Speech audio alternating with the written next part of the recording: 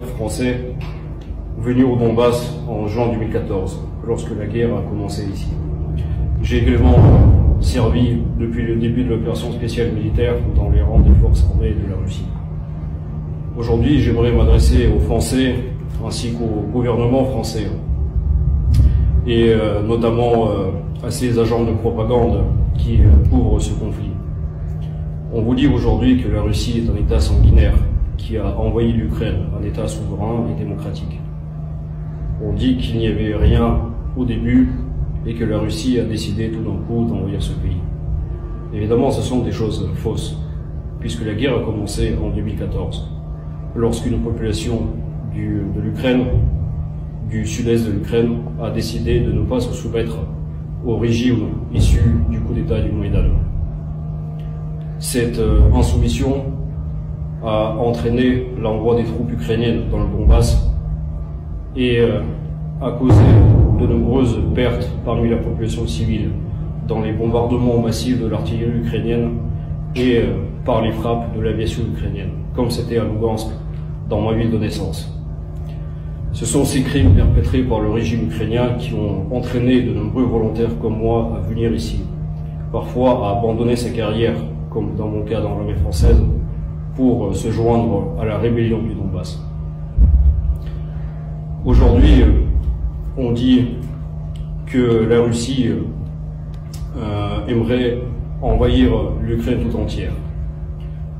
Nous savons que c'est faux et la Russie aurait pu déjà à l'époque, en 2014, le faire, puisque l'armée ukrainienne, à cette époque, était en état de décomposition et rongée par la corruption. C'est ce qui a poussé d'ailleurs l'État ukrainien à investir dans les bataillons nationalistes ukrainiens pour faire le sale boulot au Donbass. La Russie aurait pu également raser Kiev, ne serait-ce qu'au début de l'opération spéciale militaire. Elle ne l'a pas fait. D'ailleurs, les seuls pays qui ont détruit des pays entiers, ce sont les pays occidentaux. Tout le monde se souvient des interventions américaines en ex-Yougoslavie, notamment en Serbie, en Irak, en Afghanistan, en Syrie, en Libye, ce qui a causé de nombreuses destructions et de nombreuses pertes dans la population civile. Ce sont aussi ces États qui ont formé, financé et entraîné des groupes extrémistes pour aboutir à leur fin. La Russie ici mène une mission de défense des populations russes du Donbass avant tout. Et de nombreux volontaires étrangers comme moi et comme d'autres volontaires présents ici, venus des pays occidentaux, participent également à cet effort pour enfin libérer les terres historiques russes du Donbass de la dictature occidentale menée par le régime de Kiev. Aujourd'hui, c'est une journée particulière puisque nous commémorons la date de la création de l'unité Normandie-Niemen, composée de pilotes français et d'ingénieurs soviétiques, et qui a combattu au cours de la Seconde Guerre mondiale sur le front de la Biélorussie et en Prusse orientale. Ces Français, à l'époque, sont venus défendre les intérêts de la France contre l'envahisseur allemand.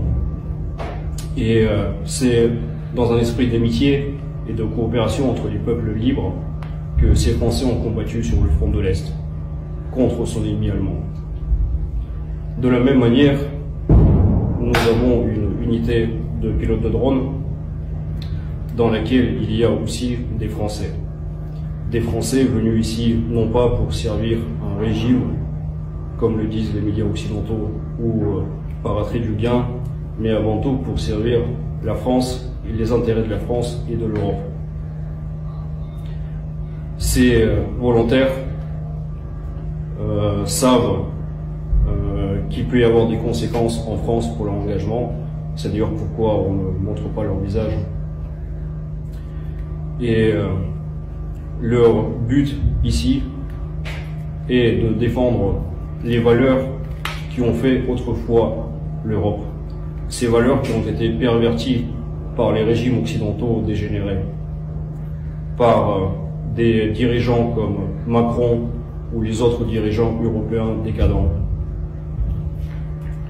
Dans ses récentes déclarations, le gouvernement français veut envoyer des troupes en Ukraine, et notamment à Odessa. Il s'agit d'une décision qui pourrait coûter la vie à de nombreux soldats français, puisque s'ils viennent sur notre terre, ces soldats seront détruits de la même manière que le sont les soldats ukrainiens aujourd'hui. Les généraux qui dirigent l'armée française connaissent l'état de l'armée française, ils connaissent ses capacités. L'armée française n'a pas connu de guerre conventionnelle de haute intensité contre un ennemi supérieur en moyens et en nombre. Et évidemment, en venant ici, les conséquences pourraient être désastreuses pour ces troupes françaises. Il s'agit d'une décision criminelle, puisque non seulement la France viendra mettre son nez dans des affaires d'autres États, ils seront considérés comme des envahisseurs par nous ici, mais cela mènera aussi à un sacrifice inutile de soldats français qui pourraient servir la France ailleurs et la servir vraiment au lieu de participer à cette aventure militaire. Les élites occidentales font partie d'une caste mondialiste et corrompue qui obéit à des intérêts étrangers, qui ne sont pas les intérêts du peuple français. Ces élites n'enverront pas leurs enfants mourir ici, au Donbass. D'ailleurs, pour la plupart, ces élites n'ont même pas d'enfants. Nous savons quelles sont leurs mœurs et jamais ils se sentiront attachés à cette cause. Pour eux, peu importe qui va mourir pour leurs intérêts. Ils sont prêts à tuer des dizaines de milliers de Slaves pour leurs intérêts et ils sont prêts à tuer des Français également pour leurs intérêts. Aujourd'hui, comme du temps de la Seconde Guerre mondiale, les Français servent un État étranger, comme à l'époque certains Français servaient les intérêts de l'État de l'Allemagne nazie. Aujourd'hui, les États européens servent les intérêts de l'OTAN et des États-Unis. Et c'est pour leurs intérêts qu'ils viendront mourir ici. De notre côté, nous avons des volontaires, comme du temps de la France libre, qui ne font pas partie de l'armée française officielle, mais qui défendent les intérêts de la France avant tout, de la France et de l'Europe.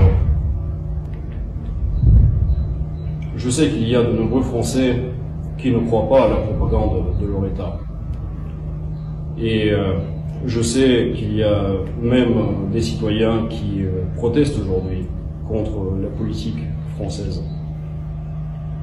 J'invite ces gens à partager les informations autour d'eux pour faire connaître à un nombre maximal de Français ce qui se passe ici réellement. Qu'ils sachent qu'il y a des Français libres qui défendent les intérêts de la France ici même s'ils combattent très loin de leur terre natale. Et quant à Macron, eh bien, à une certaine époque déjà, la France a tenté d'envahir la Russie. C'était en 1812. Nous savons que cela s'est très mal terminé. Et d'ailleurs, Napoléon a fini sur une île, sur l'île de l'Elbe, exilé. Donc peut-être qu'il serait temps d'exiler Macron aussi, avant qu'il ne commette de décisions criminelles. Donc, ça sera tout. Et je salue encore les Français indépendants qui ne se sont pas soumis à la propagande occidentale, qui réfléchissent par eux-mêmes.